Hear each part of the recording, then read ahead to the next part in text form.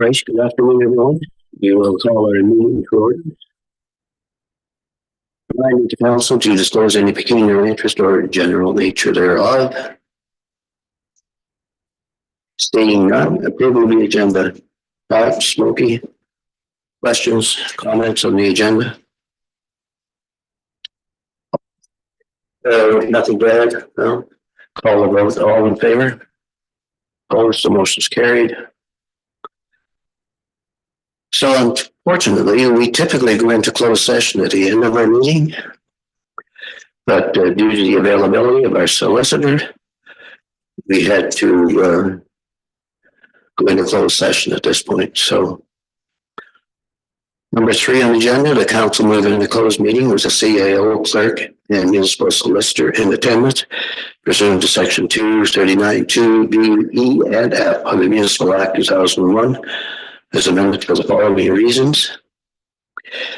Advice that is subject to solicitor-client privilege, including communications necessary for that purpose, specifically related to municipal land matters, and litigation or potential litigation affecting the municipality, and personnel matters about identifiable individuals, including municipal or local board employees. All in favor? Sorry, second. Todd, Ramon. All in favor? Motion carried. So we're going to move into closed meeting now. Unfortunately, we have to ask that you leave the chambers.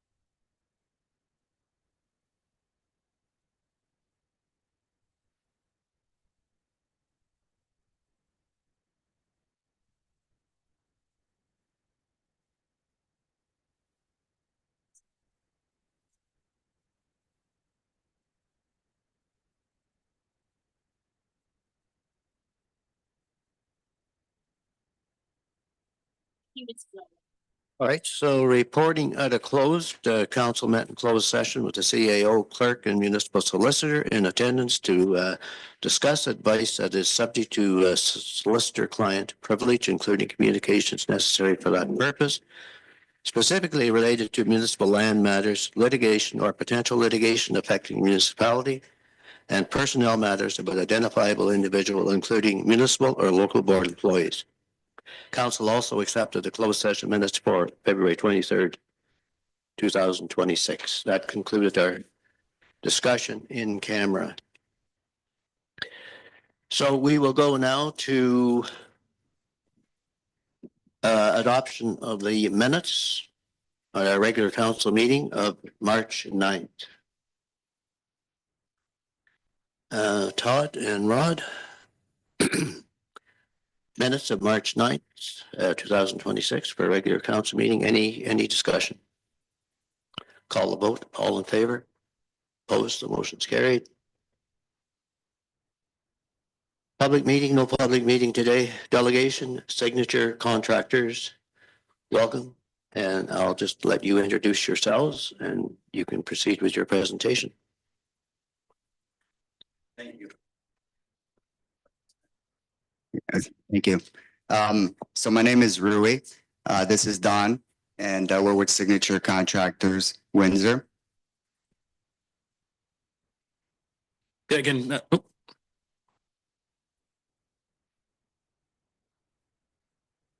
there we go. Yeah, Don Bastien, Signature Contractors. Nice to meet everybody. Thanks for having us. Yeah, if you want to start with the slideshow, I guess, do you want to start with that? Yeah.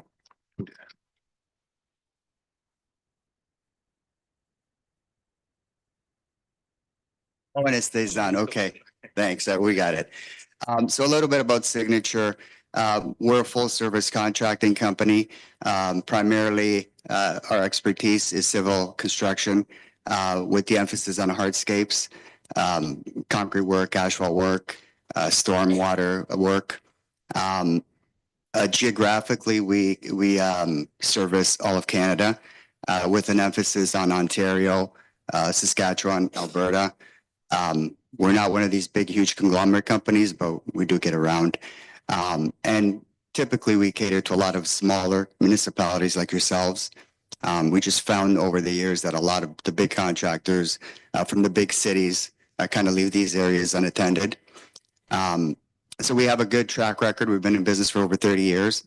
And I think we have a little bit of a history with you guys now. We've done a couple of years of work for you. And hopefully you liked what you saw.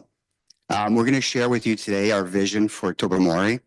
And we've looked at the infrastructure down there and what we thought long-term would make more sense for you down there. Obviously, as you all know, that area has been neglected for some time, and it could probably use some improvements. So to move on, I'm going to have a lot of point form stuff, and the reason for that is so I can talk about it and discuss it with anybody that has questions, and go further into it if need be. A lot of the pictures you'll see here, if it's completed jobs that are all our work, you'll see a lot of before and after work, and there'll be some renderings also of work that are just really proposals. Nothing is written in stone. Everything is just an idea of what we thought would make sense, but we can alter all that. And if you have any questions on what we're showing, what we're offering, feel free to ask them, because I can let you know what options are available as well. So starting with the vision, municipal infrastructure. Oh boy, my eyes better be good here. So roads, curbs, sidewalks, parking lots, lighting, etc. The grounds in many town centers are often overlooked, yet outside hardscapes are the most used and viewed spaces. Tourists, residents, public services, and businesses rely on these shared spaces. Sorry, I'm trying to read. That picture you see there is for a project we completed a couple of years ago. I don't know if we have it before, but very dilapidated. In this particular situation here, you'll notice that's a parking lot for a college. The parking lot itself is kind of tight, if you can see those vehicles in there. So the maneuvering of getting vehicles in and out of there was really tearing up the existing surface. They had asphalt previously, and we proposed coming in and redoing that whole parking area for them. We went with concrete work for the durability. And obviously we put in, you see the plates there for wheelchair accessibility. We added lighting. We actually put full new lighting in that lot just to liven it up, and for safety reasons also at night. It was a little bit dark back there. So we tried to take the concept of the entire site and just bring it up to date. That's similar to what we would be proposing for the areas that we see downtown Tobermory as well. Any questions on that one? Next slide, please. Okay, so this is another parking lot. Before picture, obviously, very outdated design. They asked us to come in and do something that made more sense. There are some pictures coming after this that will show you what that ended up looking like. But if you take a look at that, extremely congested. That design was probably 70 years old, and it was very hectic. Didn't make any sense at all. In addition to, that's a northern project, so snow clearing there and cleaning was a nightmare. So we basically took the feedback from the customer, and we came up with something that worked a lot better. Do you want me to read the small print text? I'll have to go up to the screen. Okay. So we'll go to the next slide then. This is another infrastructure project. This was for the city of Whitecourt. Again, this is actually a roadway, a laneway, and what they use this for is they have a fair several times a year, and we designed a road for them with some bump outs for the actual vendors to set up on. We introduced outdoor lighting here as well. And the left was in the construction phase. The right was the finished. On this project, they wanted something that was appealing, more architectural, given that it's a pretty touristy spot as well. So we did some sandblasting surfaces along the edges. It's all one slab, but by sandblasting the edges, it gave it a really nice look and just give it that architectural defining. Rather than having just a straight out street. We find that in tourist areas, obviously things that are pleasing to the eye are always more welcoming rather than having just your straight standard asphalt or concrete. Next slide, please. Another good example of old outdated infrastructure. On the left, you'll see their answer to accessibility was putting a little narrow strip of concrete next to the steps. Obviously, you see that doesn't meet any requirements and was actually very unsafe and really a liability hazard. So we removed that entire ramp and built them a little bit wider and a wheelchair accessible ramp all the way up, all within code. Obviously, big improvement there. Next, please. So identifying the need, surface failure. I'm not going to read the fine print there, but I can just tell you that, obviously by that picture, when you start getting a freeze thaw cycles, cracking, heaving, that becomes a liability. And I can tell you that about 80% of the work that we get called into to bid on and to look at is due to liability and due to lawsuits. Some municipalities, some this actually here was another college. They wait as long as they can, obviously for budgetary purposes. But when somebody slips and falls, all of a sudden the money you saved by putting these projects off gets spent on legal fees, right? So identifying the need when you see something like that, the cracking, the heaving, water pooling. Once you have open cracks like that and water getting in there, it just accelerates the process. And then the unsafe zones start popping up all over the place. Next, please. This is an accessibility issue here. So at the top of those steps, there was the dorms. That's where the students basically are staying overnight, and then they're making their way down to the main parking area. They asked us to do something about that. Again, accessibility. So on the right-hand side, we had a good printer to work with. We had a lot of room, so we designed them, but this picture doesn't do it justice. It's a big job. So we got them a wheelchair ramp that kind of meandered down through the landscaping onto the main parking area, opening up accessibility for everybody there. Again, that's all our design, all our work. Next, please. So materials and construction, architectural designs, colors, finishes. In today's world, it's limitless what you can do. You can go with colored concrete. You can go with architectural stamped concrete, exposed finishes. Everything we do is really designed to withstand extreme weather. As I mentioned earlier, we do work in northern Saskatchewan, northern Alberta, northern Ontario, and we've got an impeccable track record. If something is not right, we obviously don't recommend it. But with today's quality of concretes and admixtures, there's really no limit. So if you wanted to dress up areas, high tourist traffic areas, just to make them more appealing and inviting, there's an infinite amount of finishes that we can use for that.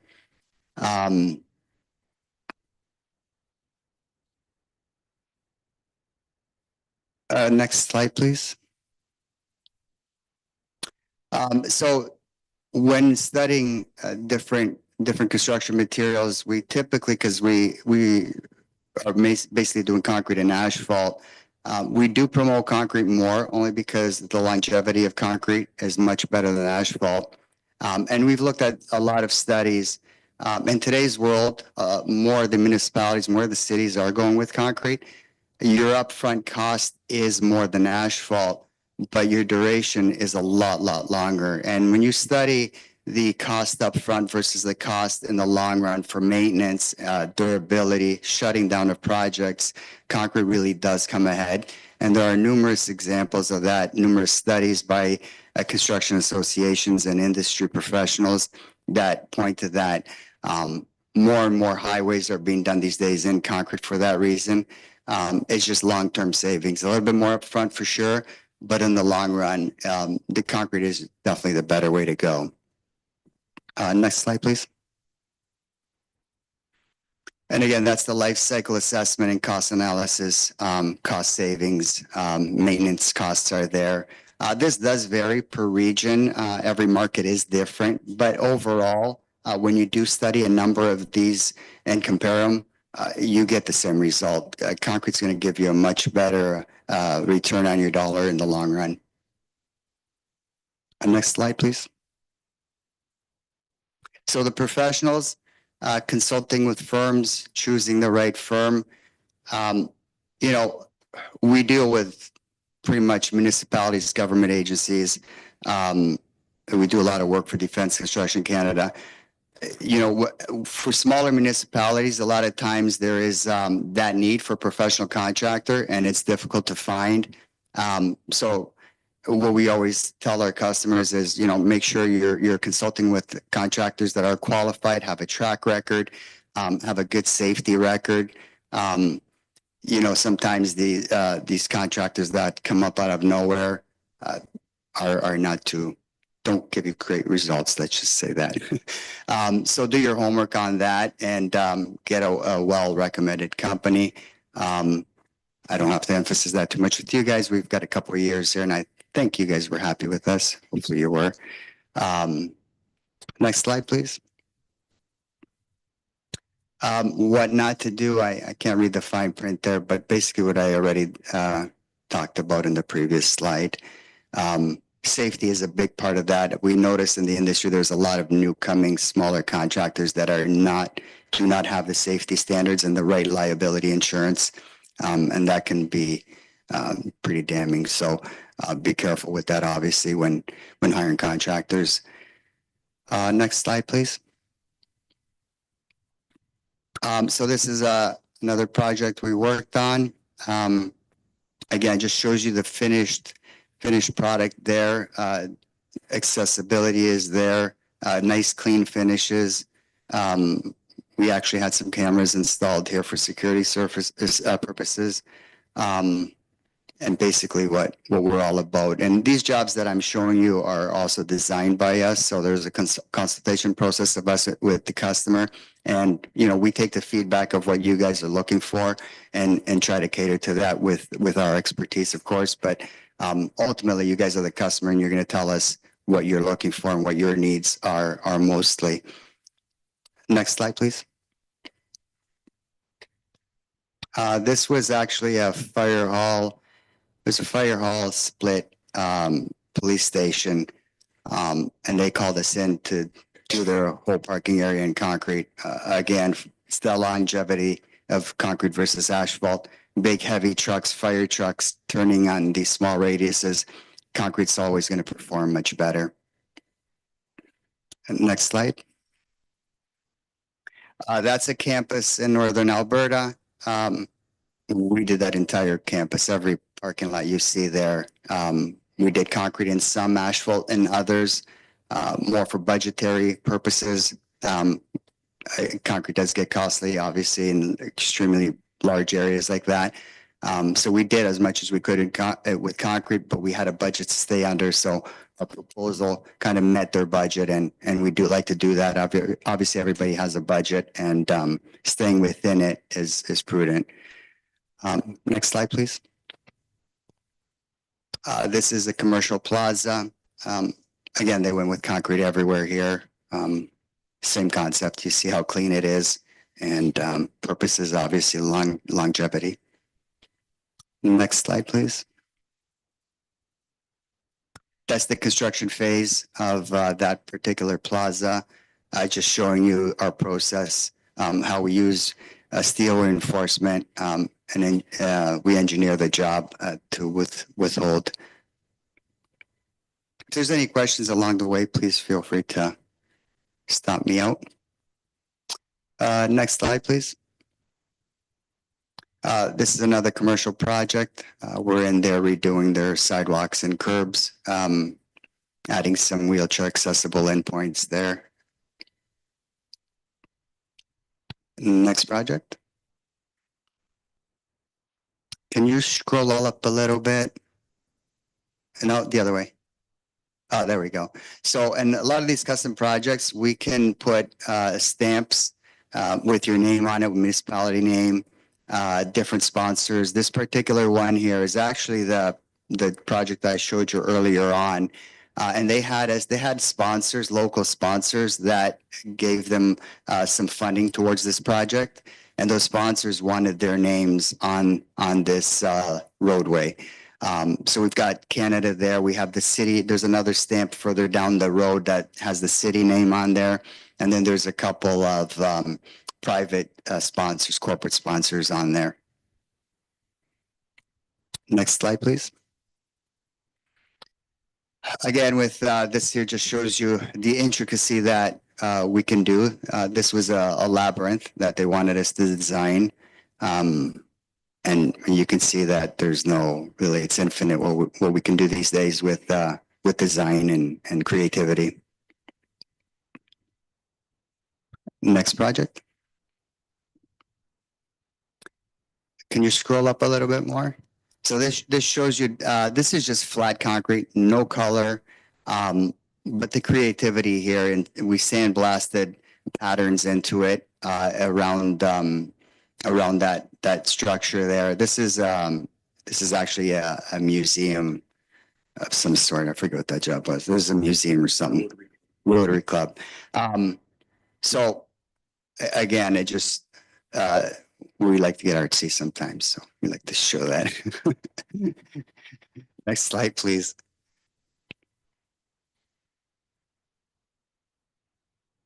That's the last one. That's yeah, 21 of 21. Yeah, so there should be the actual layout that we Okay. did for the town. Yep.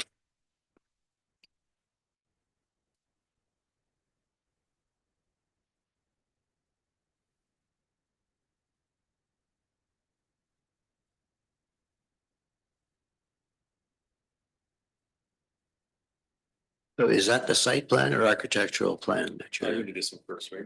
Yeah, if you could go to the site plan first, Site plan? it would look like this. Yep. It's just taking a minute to load.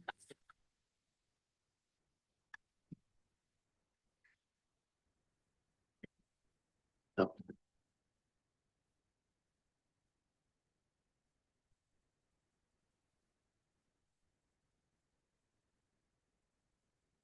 Does everybody have a hard copy of that? Yeah, perfect.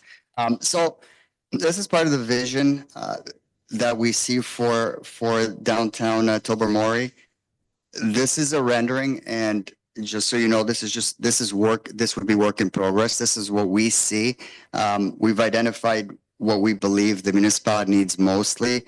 It's a combination of pedestrian walkways, access points, and parking. From the feedback we've been given, we would start here. If we actually started doing something for this project, we would pick what's most important and tackle that first. And then with a lot of these bigger projects, I mean, depending on how far you want to go with it, you know, the scope of it is pretty big. We would start at a small point and then build on that. And we would obviously take everybody's feedback, the municipality's feedback, and everybody involved. These are the things we thought most importantly. We see a big lack of accessibility, and we see a big lack of crosswalks and just direction for pedestrians.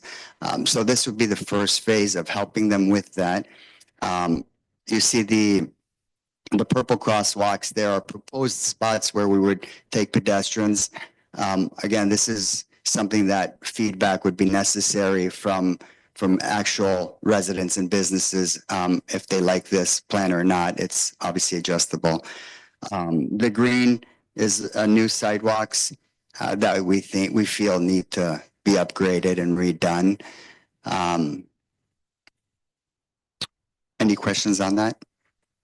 Any thoughts? So the stone or the brick that's down there now. Whoops. Do I have to shut off? Oh, yeah.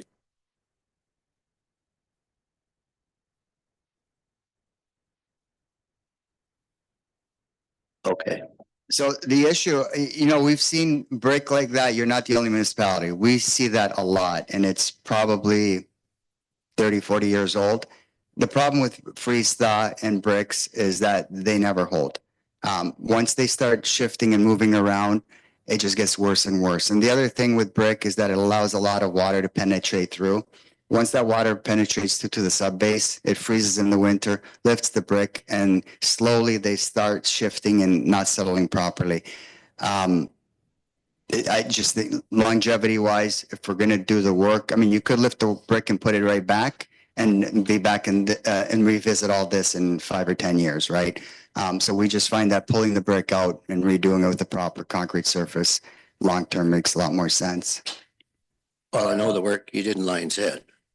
That people love that better than the brick. So, yeah. And by the way, you did great work in Lion's Head. So people are really happy with your work. Yeah, Smokey. Well, my question, and I'm sure you've dealt with this before, but Tobermory is like summertime, so much busier in some ways than Lion's Head. And so I'm just wondering, you say concrete, does it take longer to dry than other products? I'm just wondering, like, when it's possible to do this work, or how long, like with asphalt, spring and fall, it makes sense because we can get early weather or whatever. I'm just kind of worrying about I know it needs done. I'm just kind of worrying about the logistics, how you work around that, because you're looking at a really busy place, compacted in probably from May to the end of September, really. So you got ideas about that? 100%. So unlike most people, we don't want to be here in the summer. So we would be here early. We deal with this a lot for different reasons, different tourist attractions. I have been here in the summer, so I know what it's like. Although we could work with that and we find ways of isolating small areas to work, our plan of attack on a job like this is to be here early in the season before it gets busy, or late in the season. Depending on the scope and how much we do at once, we can isolate sections that we'll know what our timing frame would be for. So much like Lion's Head, we were in there early spring. We were gone before it even got busy. So that really solves that issue. Your question as far as drying time for concrete, you can walk on concrete the next day. You can drive on it within, typically a regular concrete mix, it's a 7-day cure time before you have vehicle traffic on it. But if it's a crosswalk where you need the road opened, we can have that concrete open within 2 days. I just have to use a stronger mix of concrete and some chemical additives, but it's all possible. Thank you. All right. Yeah. Go ahead. I was just going to go to the next slide unless there's more questions. So the next slide deals more with the parking issue. Again, I have been in it here in the summer, so I saw what a mess it was down there. And it's just really, I'm sure that's built up over time with more and more people coming to visit the area. So we felt that parking was first and foremost and part of that initial step there. And there's different ways of addressing parking. Obviously, we can look at doing some parking lot areas and designing that into the long-term plan. However, we identified this Harper Drive area. You already have parking there. It's not really set up the way, the way it should be. There's no sidewalk there. So we see a lot of liability with that. And it's a big open stretch that's so close to downtown. What we've proposed there is taking that whole stretch and putting a sidewalk and curb there as tight as we can into the side there. And basically creating a parking lane there, which I think is what the municipality is trying to do right now anyway. Once you pave that and put in a sidewalk, now you've got a very clean run right close to downtown. You've got a lot of parking that can go in there. And now you've got your pedestrians on a sidewalk either than walking down the road. So we thought that was the quickest fix for parking. And if everyone was in agreement with that and awarded us that project to begin with, I think it would alleviate and set us up for going forward with what else we could do. And we could get a summer to see how much that actually accommodates, or if it fills up quick, then obviously we'd move on to the next step in looking at more parking. Okay, so that's your plan for this summer? Yeah.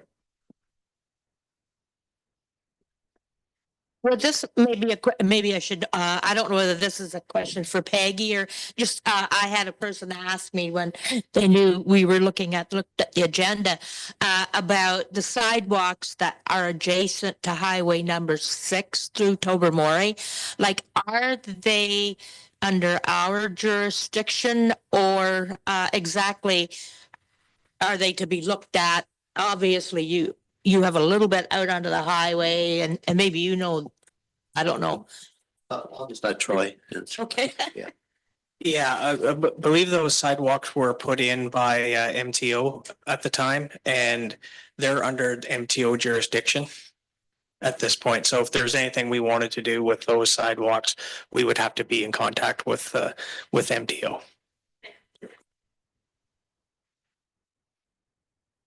Okay, yeah. Sorry. Sorry, just one quick question about your proposal on Harper Drive. Do you know if that would be adding additional parking spots, or is that just sort of cleaning up the parking spots we have there and just adding pedestrian access? So as it stands right now, I'm not really sure. I know there's parking there and you guys have parking meters there, so I don't know what is fitting in there or not fitting in there. So it might be the same amount of spots. It will just be professional and clean. But tucking them away off the street and having a curb and actual designated lanes, we might be able to squeeze a little bit more vehicles in there. I just don't know what they're doing right now because it's just a shoulder. I don't know if people are just angle parking in there or just kind of, it seems like a little bit of a free for all. Whoever gets there first kind of figures it out. So that's the best way I can answer that. If we put a curb, I mean, it's going to be streamlined, right? Yeah, they parallel park there, but they're sort of on the road a little bit too much. So I get it to move it back if you can. Challenge there, like right now, because it's just a shoulder, people are parking there and there's really no designated walking area.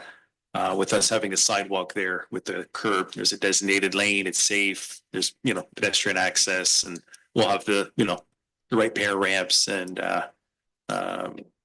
stuff that will accommodate people in wheelchairs and the elderly and that. So the biggest thing there might not be more parking spaces. We might be able to fit a little bit more, but the biggest thing is the safety. We're alleviating all the liability and having a designated walkway there. Yes, nobody can predict the future, but we have been promised by Carolyn Maroney, no less, that we will get a traffic light at Hay Bay and Highway 6. We had two large businesses in our municipality approach us for, they had plans for parking back the Hay Bay Road.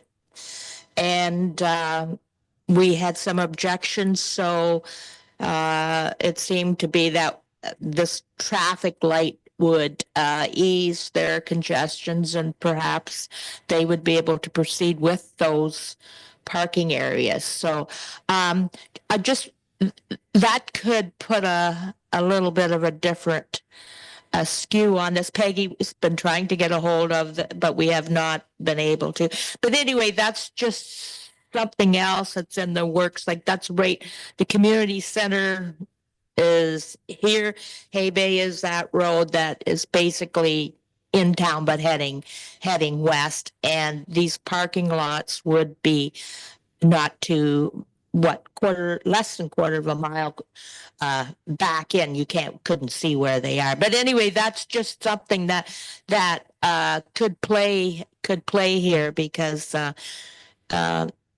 yeah, just so you're aware. Thank you.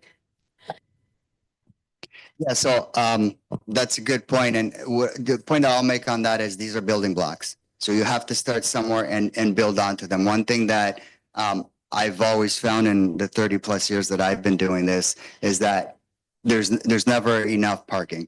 And you know, municipalities grow, cities grow, everything always grows. The population is growing, right? So tourism is growing. So this here is really, like you mentioned, you're technically not really adding a lot of spots here, but you're starting with that base. You're cleaning this up, doing it properly, bringing it up to code. And then, as I had mentioned that, yeah, we would want to look at additional parking areas because you're so under-serviced right now in parking. Accessibility in parking, from what we looked at, everything that we discussed, that's your biggest and now need. Companies who are willing to, you know, pods, whatever. So it's, yeah, it would help things a lot. Yeah, 100%. It would all help. We were, you know, assured by MTO, the minister herself at the time, but we just haven't seen any progress on that, but it's something that. For sure. Thank you. So do you want to go on to the last architectural slide? That'd be good. That there's just specifications on building, how we build, you know, curbs, sidewalks. Those are pretty much put out there by the Ministry of Transportation, and they're basically what we follow for most of our engineering. Just technical stuff. If you can go to the architectural slide now, the next one.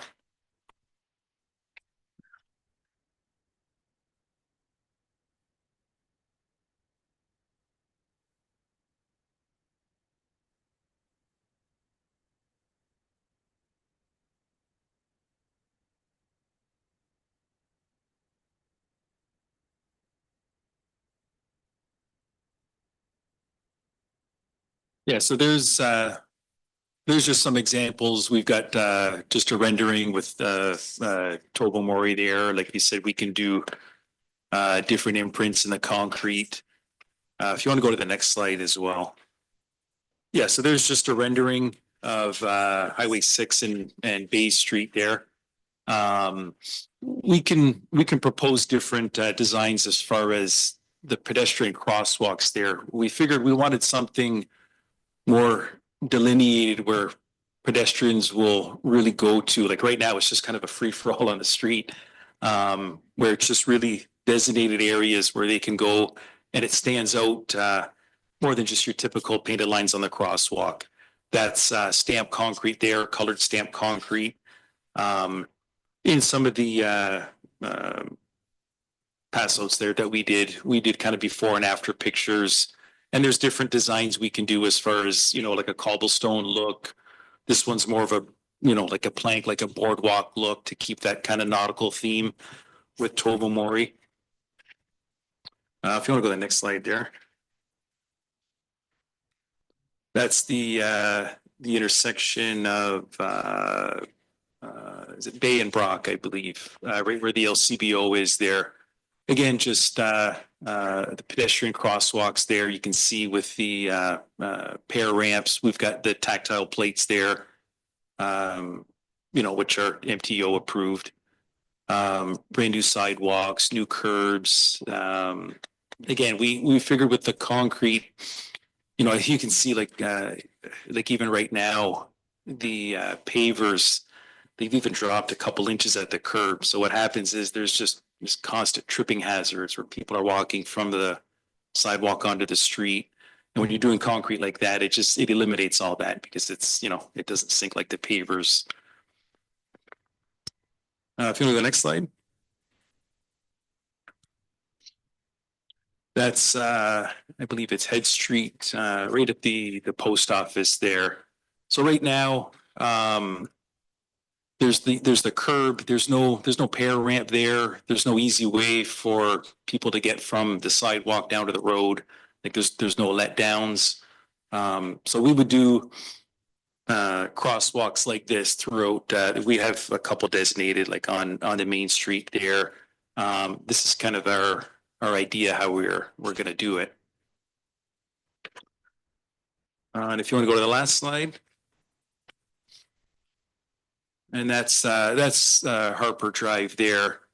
Our idea as far as the road with the parallel parking on the street with the sidewalk and curb.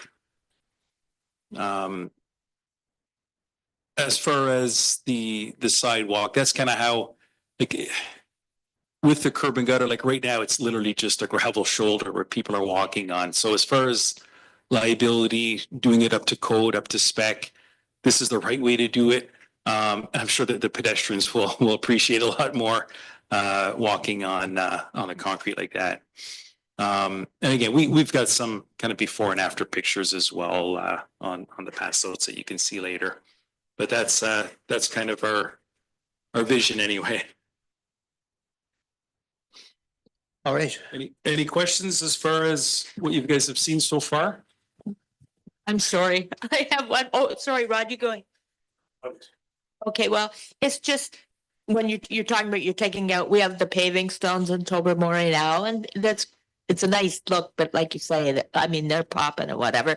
What would you like, is there a way of taking concrete and making it look like paving stones in a way, like it's a huge cost? I'm just trying to think of a way so that wasn't just like a city, like, because we're not the city and that's why people come here. So that's my question. Yes, like we mentioned before, there's we can do stamped concrete, we can do colored stamped, like a cobblestone style, where it's poured concrete, it's all one slab, but it looks like there's actually some pictures of one of the crosswalks we did in cobblestone, just a rendering of it. But there's sandblast finish, so it's not just if you're looking more of a architectural finish rather than just a flat white plain concrete. It is. Once you add color and stamping, the cost does go up. And even like, well, even in just in the downtown area of Tobermory, where, I think it's Yeah. something to. There's accents. There's municipalities we've done where there's sections of just plain concrete, and then they'll do just an accent piece of concrete where it just livens it up a little bit as well. We're open to anything. That's we've done it all. Yeah. Okay. Yeah, I just not maybe questions, but reflections. So when somebody says, "Oh, that's probably 40 years old," I sit here and think, "Oh no, it can't be that old," because I was around when that happened, the first iteration of that plan. And you're right, it was, I think, 1989 or 1990. And when we did it at the time, state of the art, looked good, and we were proud of it. But again, it's 35, 40 years old, so it is due for a refresh. A couple of things I do like about the refresh is the accessibility. I mean, that was always lacking, and this certainly would be an improvement on that. I guess my last point would be the Harper Drive sort of cleanup, I guess, because as it stands now, you park your car on Harper Drive and you get out, it's worth your life because you don't have a sidewalk. You're walking up the road, there's blind corners and things like that. That certainly intrigues me because it cleans it up and makes it safer for everybody to take part in. So I think you've been doing a good job, but yeah, thank you. Other questions? If not, appreciate the presentation and also appreciate the work you do. Great work. Yeah, thank you. And you're going to be working with Troy, I guess, to see what the next steps are, right? Yeah. All right. Thank you.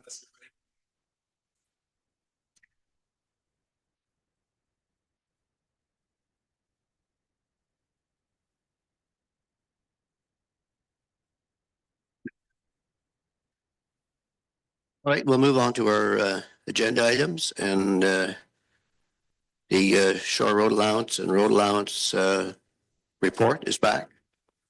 And I'll just have maybe have Alex just explain a little bit why we are trying, what we're trying to accomplish here and why we're trying to accomplish it and what the ministry does require. Thank you, Mr. Mayor. Do you mind if we have council move in second to put on the floor so we can discuss? Thank you. Todd and Smokey. Okay. Thank you, Mr. Mayor. So this report is being brought forward in response to the discussion that council had at the last meeting. So there were some items that I had added into the policy. I added a procedure for the sale of shore road allowances as well as unopened road allowances. So there's a little bit more detail in there for council to look at, as well as the actual application form. To your point, Mr. Mayor, municipalities are required to have policies of this nature per the Municipal Act. The current policies that we have are dated. So we currently have one 2021-20, and that's policies and procedures regarding the sale of unopened road allowances. And council did ask for the updated policy, so that's what this one is in response to. And we do also have a land disposition and an acquisition policy, but it's from 2016. So there's quite a few updates in this new comprehensive land policy. That sort of covers the legislative perspective. From a procedural perspective, like I mentioned before, we do get very frequent requests from folks looking to purchase shore road and unopened road allowances. So the framework in the policy and the procedures offers staff a way to process those requests and a procedure to bring them back to council for review. So I'm happy to answer any questions. All right, thank you, Alex. Questions, right? Alex, I'm just going to start with the fees portion of that. I think that's page 12 here. Non-refundable application, $2,000. I agree with that. I'm a little confused with the next all costs, including legal, appraisal fees, survey, etc., are borne by the applicant if your application is approved. So if they put $2,000 in to ante up, and then the $5,000 deposit must be submitted in order to proceed. That 5,000 is to cover these overhead costs, legal, appraisal fees, and things like that. Thank you. Through you, Mr. Mayor. I appreciate the question. So yes, the $2,000 is the application fee. So that's the municipality's fee. I will just take it one step back. We do offer a pre-consultation meeting with an individual first. So we do meet with them and chat with them about their request. Once we get to a place where we're taking the request to council and their application is complete, they do have to submit the $2,000. The $5,000 deposit is, yes, to your point, to cover legal. It's the same thing that we do for planning applications. So we do need that. We do need that deposit because the municipality doesn't pay out of pocket for the legal fees involved with the transaction. So we need to be able to pull from that. If we go above and beyond those costs, that we bill that to the applicant. If we are under that cost, we refund the applicant. So that's what that money's for.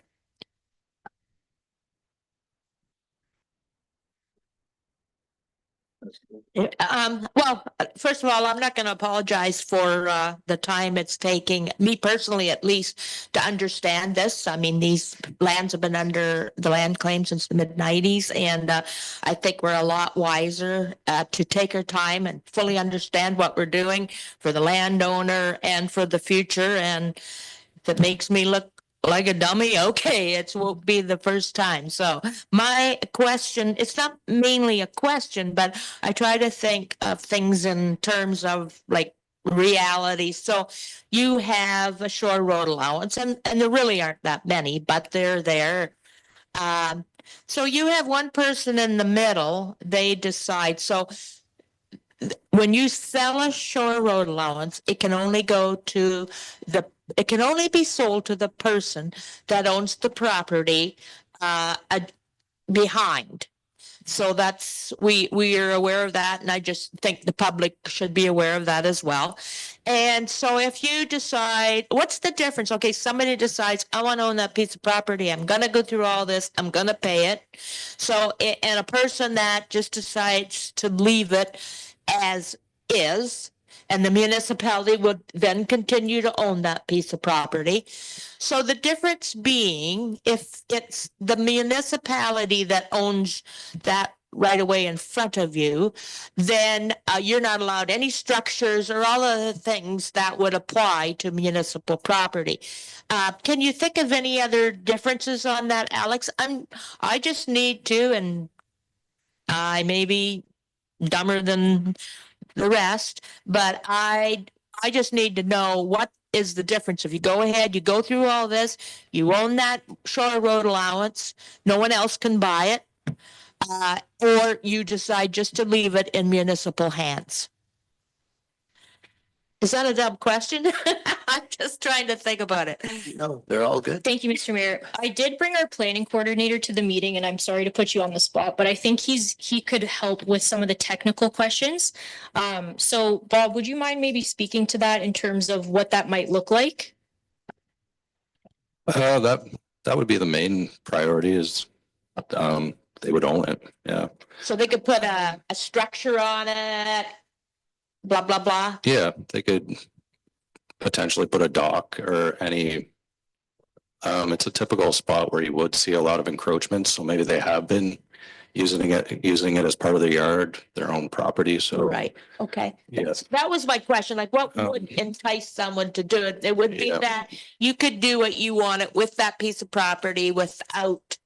And it would clean up title to the property too, if Right. they had any questions of whether this section of dock or walkway or whatever they have invested in it is close to the edge of maybe not maintaining setbacks that they tried to keep for that property. Okay. And then once that happens, it is just, it's a piece of private property, so. When Yeah. you have purchased Yeah. it, it is. It would either merge, or if it was a lot from a subdivision, it would have to be deemed to be put Okay. towards that lot, and yeah, it would be appraised as one property. Okay, all right, thank you. Thanks. They're kind of two separate things, right? So this is the policy aspect of it. And then the sale is another kind of a process that council and staff are involved in, and property owners, surrounding property owners are involved in. And the public, it's the public notification is, it's in here, what's required. So that's another process in itself, but I guess what we're trying to do is come up with a policy to try and satisfy the municipal act, and this is the policy that we're looking at right now. But one thing that I think I would like to add, it's the abutting upland property owner. It's not willy-nilly, it's the abutting upland property owner.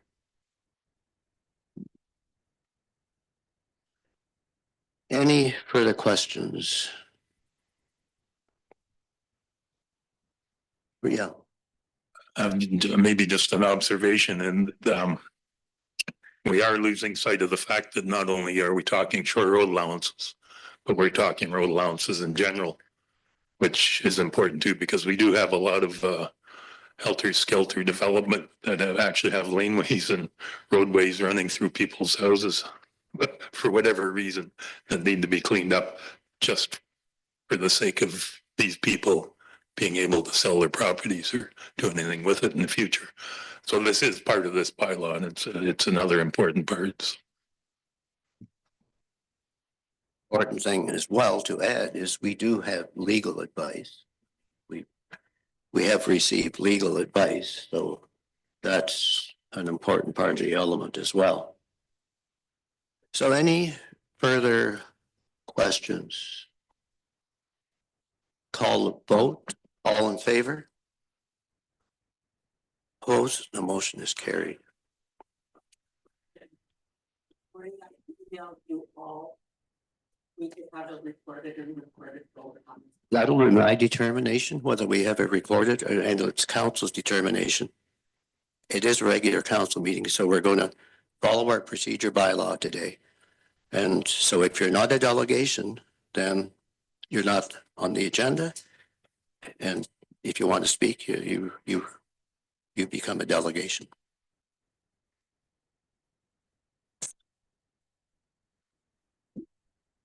All right, the next one on the agenda is the clerk's report again, and it's an election report. Mover and seconder for that one. Amon and Rod. Any questions on that one? Call the vote on that one. All in favor? Opposed? The motion's carried. Item C on the agenda is the Treasurer's Report, 2026 Budget, Response to Public Meeting Comments. And mover and seconder on that one, Todd and Rod. And I would like to compliment the response on this. This was a real good response by both Troy and Jack, our fire chief. I think it really points out what we're trying to accomplish with both of these purchases. So appreciate the work you put into the response. Any questions on that? Call the vote. All in favor? Opposed? The motion's carried. Next, we go to item D. It's Public Works, and it is a tender for Granular A. Mover and seconder for that one, Smokey, come on. Any questions on that one? So that one goes to Walker. We had 2 bids on that. Call the vote, all in favor? Opposed, the motion's carried. Public Works, again, it's a tender for micro surfacing. Have the typical 2 bidding on that one. Again, and this one goes to Duncor Enterprises. Mover and seconder for that one, Todd and Amon. Any questions on that? Rod? Just, I like the little addendum that Troy put in there regarding the PCI. Yeah. Pavement Condition Index, because that brings it all into focus where we're spending money and we're not really quite reaching it. Yeah, we have to do to keep the roads up to shape, but nonetheless, we're trying our best. So. Further questions on number E? Call the vote. All in favor? Opposed? Motion is carried. Go to surface treatment, Public Works again. Mover and seconder on that one, Smokey. Rod?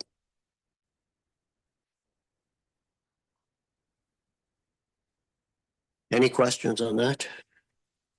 Troy, do we normally have 3 on that? 3 bids on that or? Yes, last year was the first time we actually had 3 bidders, and Walkers were the new bidders last year and were the successful contractors last year. And once again, they came in lower this year Yeah. too. Any questions on that one? Call the vote. All in favor? Opposed, the motion's carried. Item G on the agenda is Public Works again, and it's the Alliance Drinking Water System Inspection Report. Mover and seconder for that one. Todd and Rod.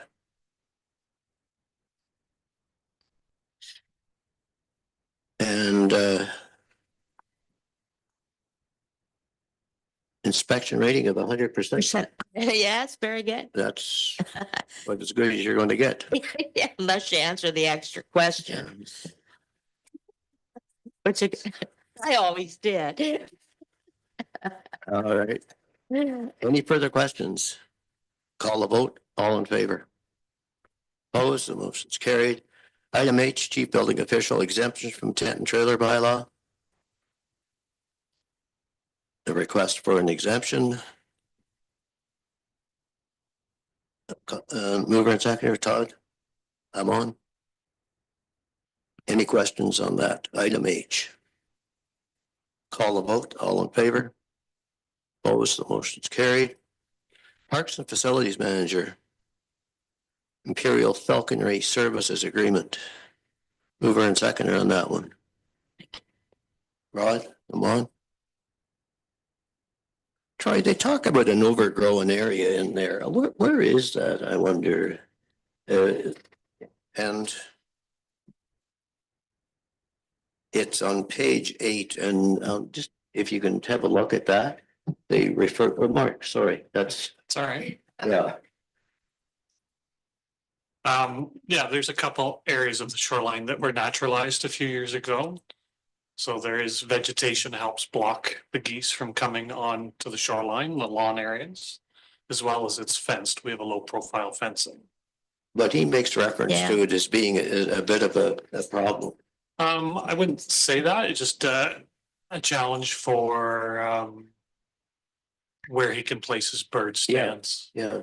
So a lot of that vegetation is kept pruned down. So it's only 2 or 3 feet high and not 6 or 7 feet high. So Mhm. He just says you can't see the Can't see, the geese. Yeah. but- like the vegetation,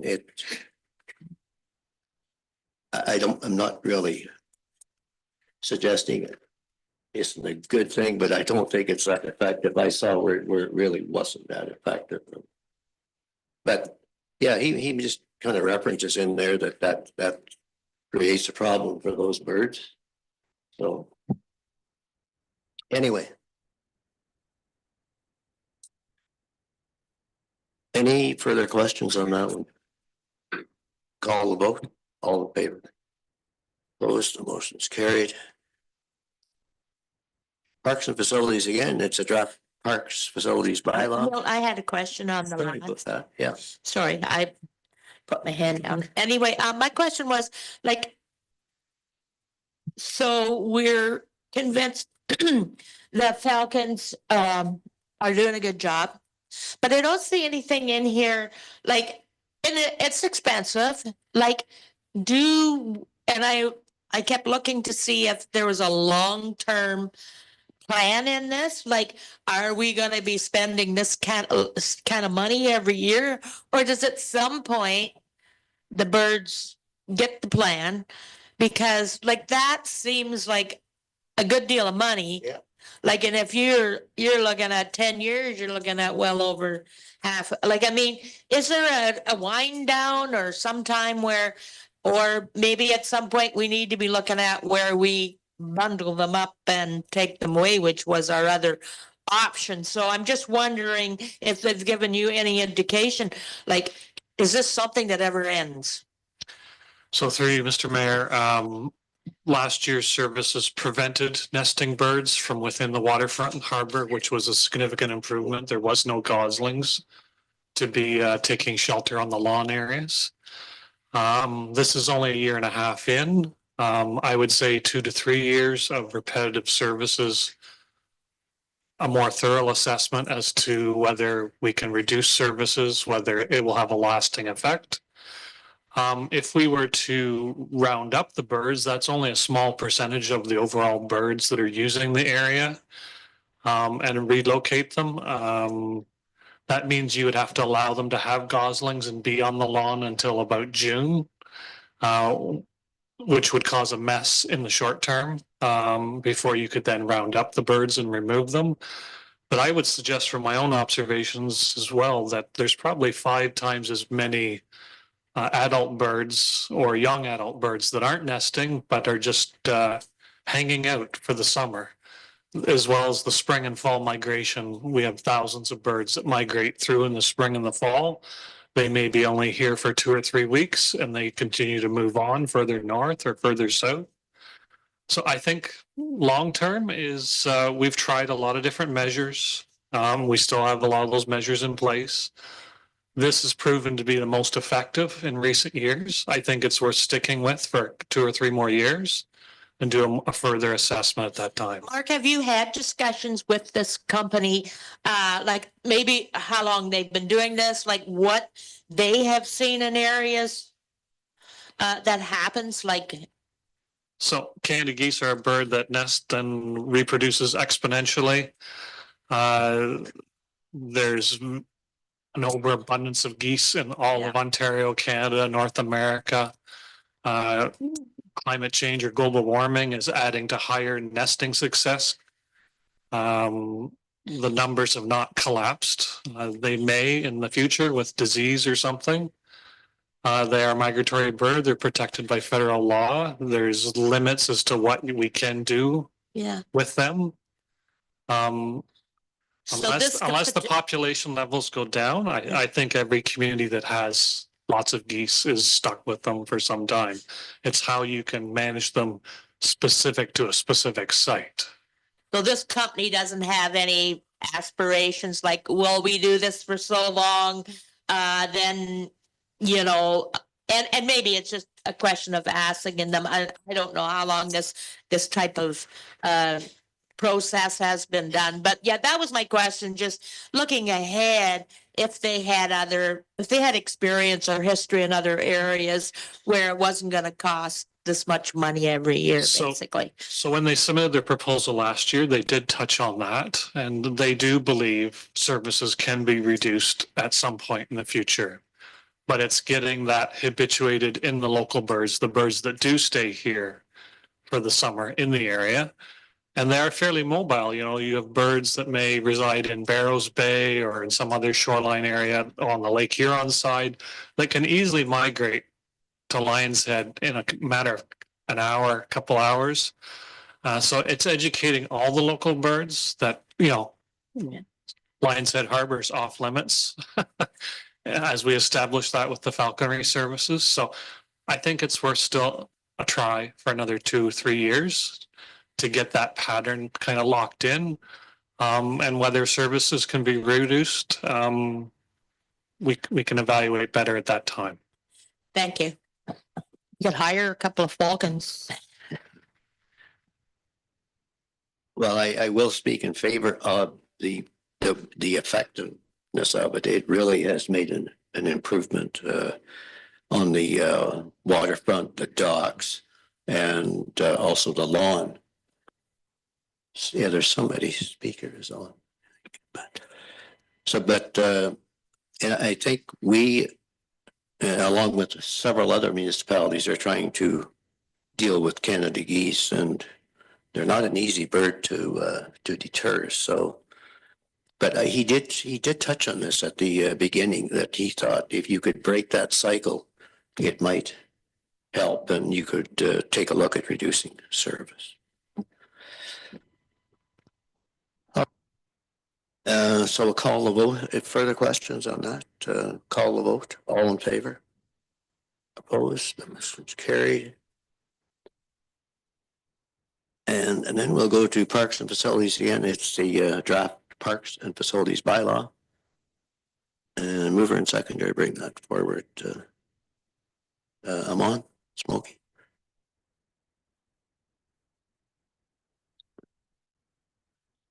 that's a comprehensive bylaw, Mark, as well, and just like barbecues, do we have specific areas for barbecues in parks or how does that? We have at least 3 locations where there's barbecue stands permanently in the ground. Yeah. At the Lions Head Waterfront, Lions Head Harbor, as well as at the Tobermory Community Center. There's a picnic area above the parking lot. So is that the only place that you're allowed to have barbecues? No, this is, you could have another type of barbecue, but the ones that would take charcoal, sometimes you find people try to burn other materials in those barbecues, such as firewood and such, so. Because, okay, so you're allowed, so in Lions Head, the park there, in front by the picnic shelter, you can have a barbecue anywhere up on the lawn there. Yes. Yeah, because they do. Yeah, good. Rod. Just a question, Mark. I wonder, you've defined managers here under this bylaw. There's just about everybody there, but I wonder if maybe we should put the municipal bylaw enforcement officer as one of those managers in there too. Thoughts? The bylaw department and its involvement is specified further on in the bylaw. I noticed that, but we don't have our bylaw enforcement officer as a manager. Like defined as a manager in the list of ones we've got. I'm just thinking if we put it in here, there might be problem solved down the road. That's a simple do. Yeah. And similarly, just one other minor thing as well. In the definition of special event, it said event of 100 persons, I believe. And then 7.3 defined it as 150 people or more. It's just either or, whichever one. Yeah, I think managers group discussed that. We landed on the 150, so it's just a missed update there, so.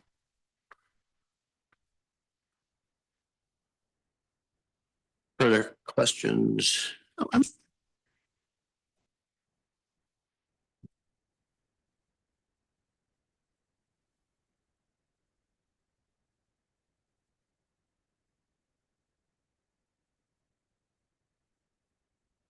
Not sure what's going on, but it's not good. Yeah, so that was the Parks and Facilities bylaw. So we bring up the bylaw for final passage at a subsequent meeting. If there's no further questions, I'll call a vote. All in favor? Opposed? The motion carried. Item K is the fire chief's report, and it's purchase of a new fire truck. And this is the truck that our fire department was recommending in the first place, and still the one that they're suggesting we go with. Mover and seconder, bring that forward. Todd, Rod, any questions on that? Smokey. I was just curious, this includes like everything that that we will need for that truck. We're not gonna see a bill from this company or like something we haven't looked at that's gonna be a part of this, or it's compliant is what I'm wondering. Yeah, that's a good question, Counselor. So this would include everything on the truck. We still need to buy a hose and put new hose on the truck. We have some older hose that's nearing its end of life, so we'll put new hose on this truck, but that would be the only other expense to this truck. And have we had spoken regarding perhaps because we had approached the Parks Advisory Committee about the number of calls, and I realize this is a pretty big water truck. It's, but have we made any, approaches to Parks Canada about assisting us with our fire costs? We will be having another meeting. I believe it is next week. If CAOs can help me on that. Yes, so next week with Parks, including some other managers to discuss some of the efficiencies and issues that we're having with Parks Canada. See if we can realign. Oh, perfect. Thank you. Glad I asked. No, that's it. All right, thank you, Smokey. And yes, sorry, Ron. delivery date still looking good there? With council approval, this truck could actually be here as early as next Monday.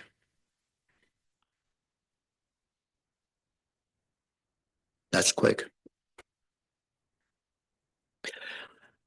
All right, and we have had a lot of discussion about how these costs have increased over the couple or 3 years, Jack.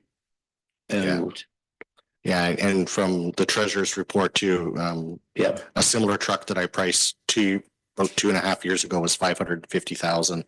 These trucks are increasing in price. I don't see that trend going down anytime in the near future. This is unfortunate part of the fire service with the rising costs that we're seeing, and a lot of the things that we have, and not just apparatus but equipment as well. yeah. Now the cost is 768,000. Yeah. Yeah. All right. Any further questions? Call the vote. All in favor? Opposed? The motion is carried. And L. Fire chief again, and it's the sole source purchase of firefighter bunker gear. And Jack explains in here why. And it's sole source. Mover and seconder for that, Smokey. I'm on.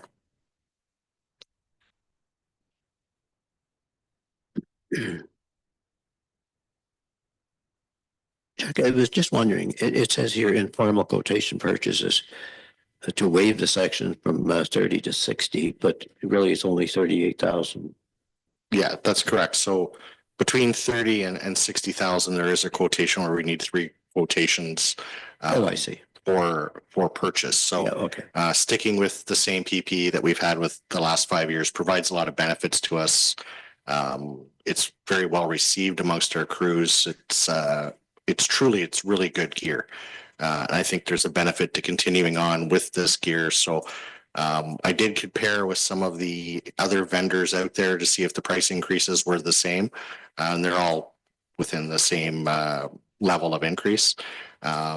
And I'm recommending that we stay with this gear and get 10 sets of gear this year to continue with our replacement program. So where are we at in that program? Are we nearing the completion of that, or Yeah. is this sort of a? We are a lot closer. One of the challenges that we have is that not all firefighters are the same size when they come through our doors. So we have different heights, different sizes, different requirements to get the gear. So we still have some gear that is out of service that will be eliminated this year. And you'll see in my report that we're going to continue buying bunker gear to get extra sets of bunker gear within service.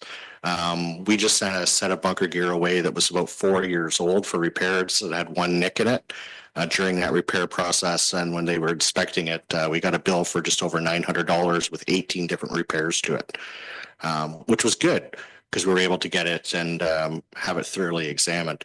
The challenge that we have is we've had a number of fires here within the same week, and on one occasion we had 3 fires on the same day. So when our gear goes out of service to be cleaned, because it does have cancer-causing carcinogens and the like on it, we are not ready to go back into service because we don't have the available gear available to us to do that. So this year should get all of our older, expired or about to expire gear out of service. But I'm still recommending that we continue buying so many sets per year, so then we have extra gear in the event that we need it to continue protecting this community. All right.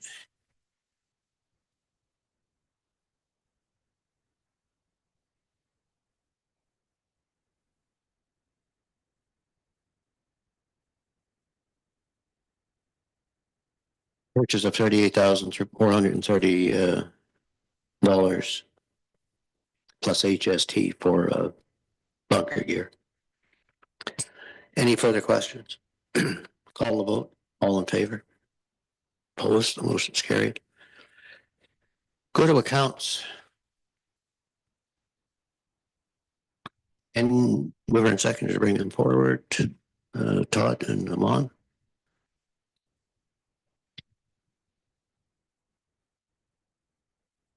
Any questions on accounts? That question which Teresa was able to answer successfully for me, so. I sent her a couple as well, so.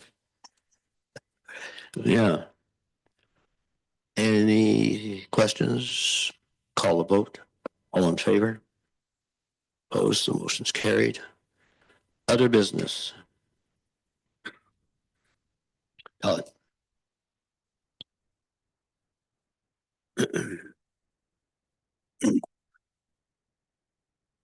As our representative on the Grey Bruce OPP Detachment Board, we were notified at our last meeting that our individual contribution is going to be increased from 10,800 to 15,000. And the reason for the increase is we have, originally it was budgeted over 9 members of our board, but the Ministry of the Solicitor General deemed that First Nation communities are not considered municipalities and that their financial contributions were noted as a barrier to participation. So they've directed that they don't have to pay their individual contribution to be part of the board. So that and other increases has driven up our individual contribution amount to 15,000. So we'll be voting on that tomorrow at tomorrow's meeting. I just want to make everybody aware of that. Right, thank you, Todd. Further questions? Anybody have other business? If not, we will go to correspondence requiring council direction. And this is the Tobermory meeting place. And in support of their application to Spruce the Bruce grant, they need a council resolution. Yep. I would make a motion that we support their request. Yeah, moved by Smokey, seconder, Todd. Any further questions? Call the vote, all in favor? Opposed, the motion is carried. Correspondence for information. John Curry requesting reduction of speed limits on Miles Drive, Ray Drive, Rita Crescent, and Zora. Directed to Public Works.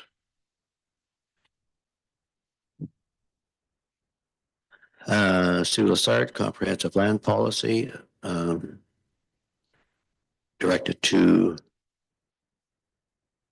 staff. Any questions, comments? Debbie Miles, Comprehensive Plan Policy Inquiries. Questions, comments, directed to staff. Grey Bruce, just lost that. And yeah, Grey Bruce Health Unit. No, Grey Bruce Ontario Health Team. And they do. It's in the second page here. It says how municipalities can help. So maybe we can take a look at that and see how we can help out there. Todd, do you any, or Amon, do you have any comments on this? No. And then we have the MPP, Paul Vickers, just a news release, press release, 5 million reconstruction, Toronto Street in Markdale. That's a connecting link. MPP Paul Vickers again, Ontario supporting the 2025 ice storm recovery in British Grey Owen Sound. And it indicates there where Northern Bruce Peninsula gets 75,000. So perhaps send Paul a thank you for that. And